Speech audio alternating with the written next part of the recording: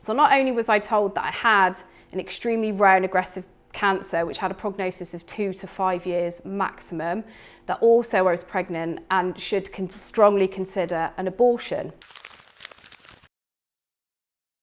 My name's Heidi and I am from Portishead near Bristol and the writer and owner of Storm in a Tit Cup, which is a social media platform to educate about inflammatory breast cancer, swap humorous stories about what it's like to be a stage 4 cancer patient, and to show people that no matter what, if you're told you've only got a year to live, which I was, that was 8 years ago, and there's always something to play for.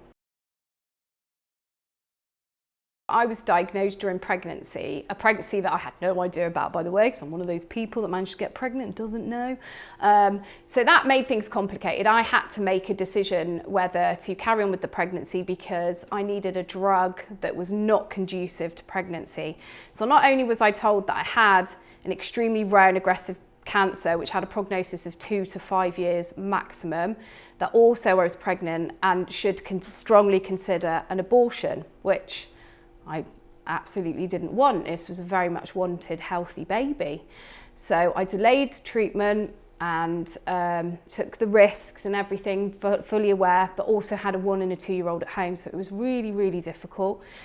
But that was an easy decision for me in the sense that I knew I wanted to give the baby the best chance possible.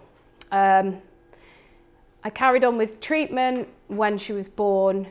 Not cancer related, but she was born prematurely at 28 weeks so that I could have treatment, but not cancer related. She caught an infection in hospital and she died when she was 8 days old. So that was a horrific shock because I was already dealing with horrible, very horrific, life-shortening cancer. And I thought romantically, this big gesture that I was doing and risking my life to have my baby, which every parent would always protect their child, I didn't imagine that would happen. So I was then really hacked off at the world at that point, and then told that my cancer had spread and was incurable and that I had about a year to live. In terms of practicalities, as a family member, what you can do is that you can say, I don't know what to say, but I can clean your house for you, I can cook you a meal, I can look after your kids for you, I can do anything you need me to do practically, but I don't have magic words to make this better. I'll drive you to chemo, I'll take notes in your oncology appointment because you're not going to listen. I will be there to give you that support. I can be there in the middle of the night if you just want to scream, because I was angry when I was diagnosed. I wasn't crying my eyes out like my breast care nurse said I would be. I was raging because I'd been a very healthy person up until the point that I wasn't.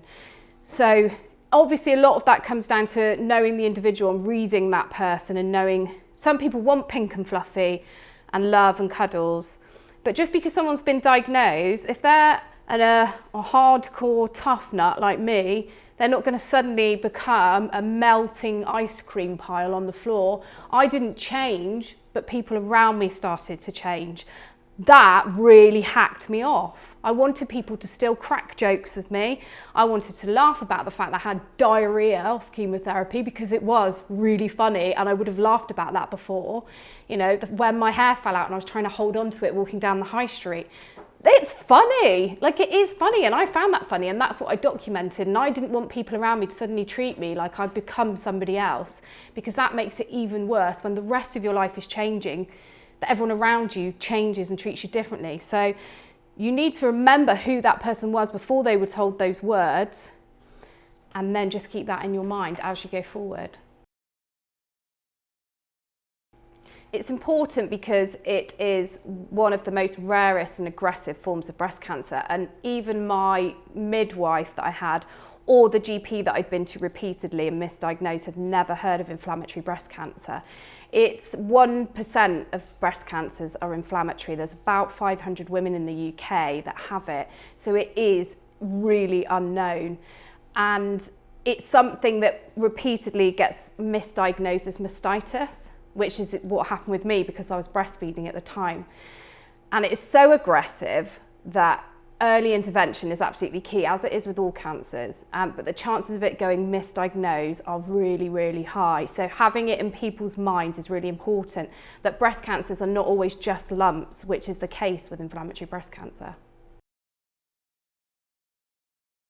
In my experience, when I was told that I had inflammatory breast cancer, I'd gone to an appointment to be given the results, and this appointment was probably about 40 minutes long, full of information, leaflet giving, facts, figures, procedures, and the only thing I took away from that appointment was, you have breast cancer, nothing else. So had I had something that, once the absolute shock and horror of what I was told had slightly subsided, that I could go on and I could listen to somebody not only give me the information again in factual terms, but giving it to me in a way that I would understand it, rather than statistics, spiel, doctor stuff, blah, blah, blah.